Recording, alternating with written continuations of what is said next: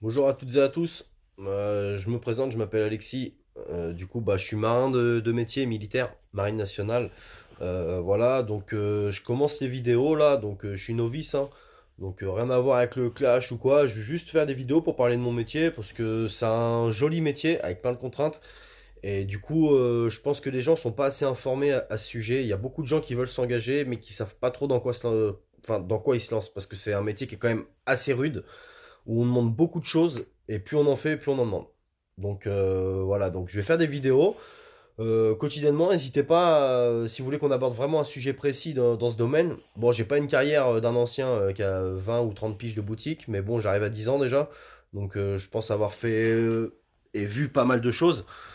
Pour cette première vidéo, je vais déjà pardon, vous informer au niveau des contrats pour l'engagement.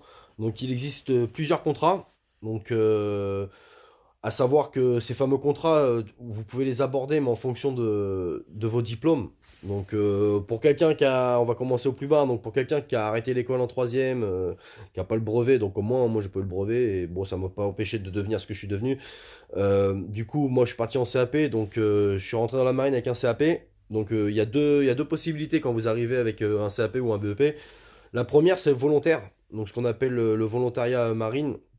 Donc en fait, vous rentrez dans l'institution sans avoir vraiment pardon, de métier, de spécialité vraiment bien définie. Vous allez rentrer volontaire équipage. Donc volontaire équipage, c'est un contrat d'un an, donc c'est pas mal parce que ça vous permet de découvrir un peu l'institution. Et au bout d'un an, bah, si c'est pas fait pour vous, vous pouvez partir.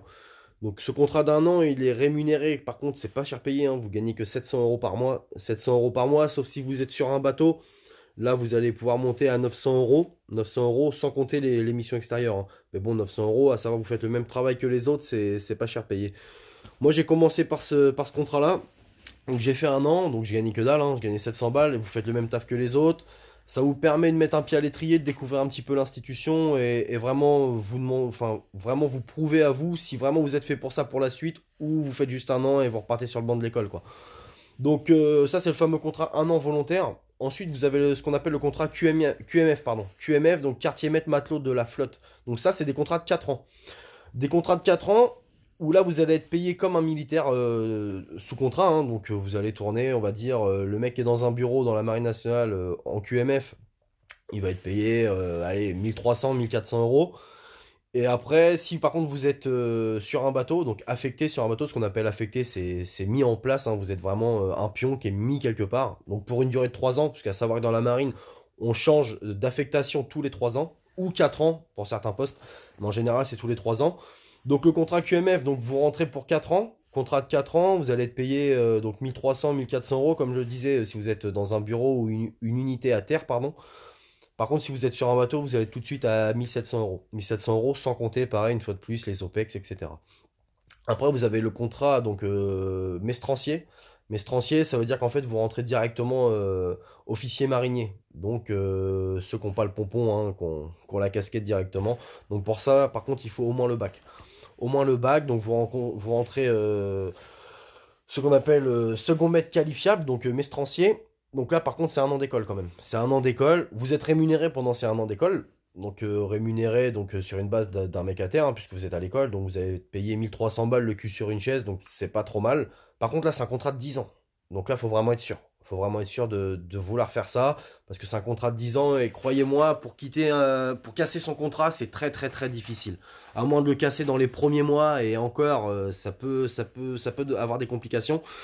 Donc faut vraiment être sûr. Moi, si je peux vous donner un conseil, c'est de rentrer QMF. QMF, c'est 4 ans. Malgré que 4 ans, quand même, c'est long. À savoir que si vous êtes sur un bateau, 3 ans de bateau, franchement, ça passe vite. Ça passe vite parce que si vous partez quand même, on va dire, 4 5 6 mois à l'année, minimum, autant vous dire que vous faites deux missions et ça y est, il y a déjà une année de flingué, quoi.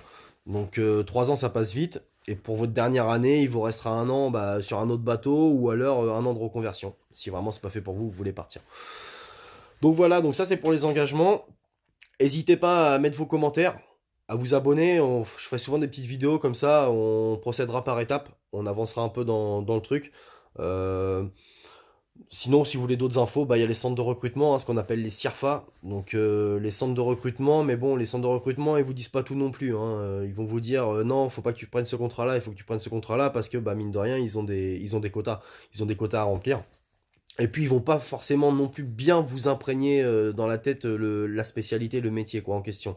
Parce qu'il faut pas oublier que le mec qui est dans un centre de recrutement, soit il est RH, donc ressources humaines, ou alors c'est un ancien mécanicien naval qui a fait 15 ans de bateau, mais bon, du coup, il va vous parler vraiment que du métier de mécano, et il va pas forcément savoir un autre métier. C'est-à-dire que par exemple, si toi tu y vas en tant que, je sais pas, tu as envie d'y aller pour faire artilleur, donc les armes, et que tu t'adresses à un mec et le mec en face de toi, en fait, il était mécanicien, il va pouvoir t'en parler, mais vraiment pas précisément, quoi.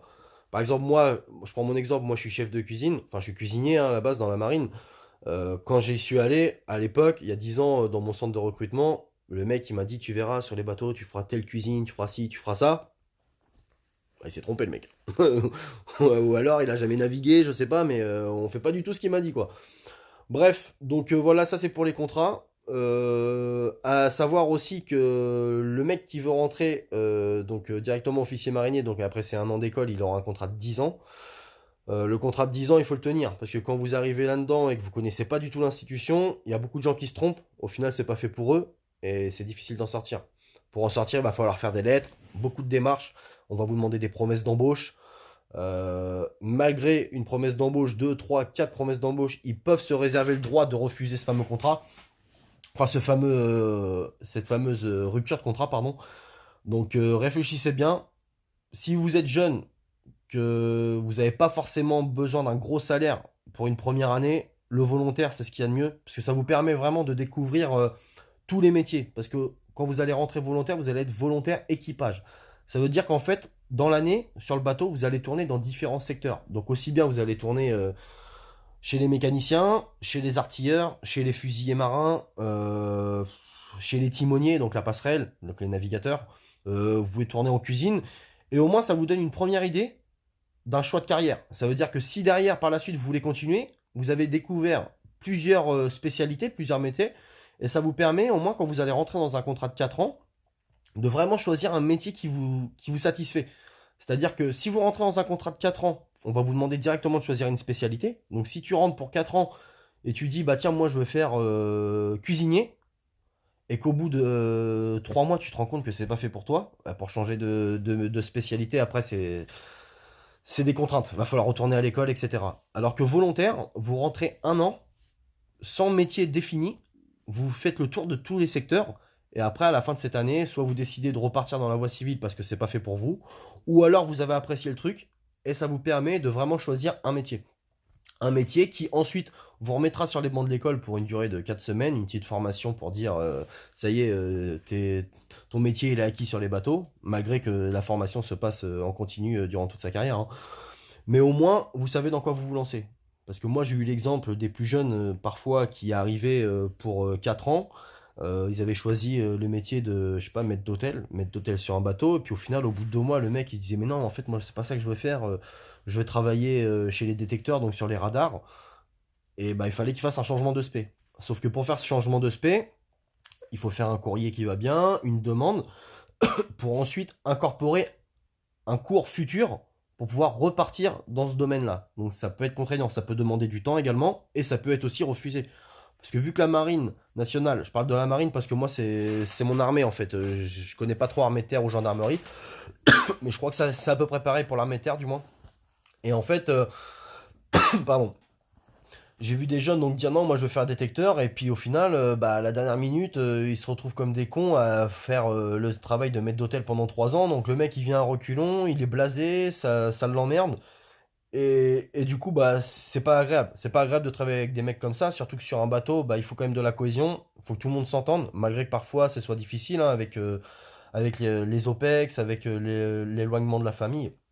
Donc, réfléchissez bien au contrat que vous souhaitez, pour la durée que vous souhaitez, et surtout le métier. Le métier. Parce qu'il y a des gens qui vont dire, ouais, moi, je suis boulanger, je veux faire la boulangerie. Ouais, sauf que la boulangerie sur un bateau, c'est pas la boulangerie chez la boulangerie du coin à côté du PMU, quoi. C'est comme pour un mécano. moi je suis mécano, les moteurs, j'adore ça. Faut pas tout confondre. Il y a mécanicien naval et mécanicien auto. La mécanique navale, c'est autre chose. Et puis c'est pareil, mécanicien naval, ça va être différent sur un bateau de la marine. Parce qu'il faut savoir que la marine nationale, c'est un bateau qui est opérationnel. Donc on a des contrats. On a des contrats avec des sociétés extérieures. Pour ceux qui connaissent la fameuse société DCNS, qui a la plupart des contrats de la marine. Et on est sous contrat. Donc, faut pas oublier qu'un mécano, il va pas démonter son moteur comme ça en plein milieu de l'eau, de l'océan Indien, pardon, et qui va changer toutes les pièces. Non, non, on a des contrats qui sont bien spécifiés. Donc, réfléchissez bien à votre métier. Voilà. Donc, n'hésitez pas à poser vos questions, à vous abonner. Et puis c'est avec plaisir que je répondrai. Et puis bah, à la prochaine vidéo, on essaiera d'aborder la marine un peu plus poussée. Soit par métier, donc n'hésitez pas à me tenir, à me tenir au courant de ce que vous souhaitez. Soit par métier, soit au niveau des escales, donc des voyages, de la rémunération. Je suis pas un pro hein, de l'institution en général, mais j'ai pas mal voyagé, j'ai fait un petit peu de bateau, enfin pas mal de bateaux. Et du coup, j'ai un peu vu la marine sous tous les angles. Donc je pense que je peux répondre à pas mal de questions. Et puis bah sinon, n'oubliez pas, hein, il y a les centres de recrutement, mais ne vous faites pas avoir non plus. Écoutez bien, réfléchissez bien et prenez vraiment le meilleur et faites-vous votre propre idée. N'écoutez pas trop les on-dit parce que certains qui vont rentrer à la marine, ils ont 2 semaines d'armée, ils se prennent déjà pour des guerriers et puis ils vont vous dire la marine c'est trop bien, c'est génial. Sauf que ces gens-là, on les retrouve dans 2 ans et puis ils disent ouais c'est de la merde, je veux me barrer quoi. Ou alors ils ont déserté. Donc réfléchissez bien et c'est avec plaisir que je vous répondrai. À plus!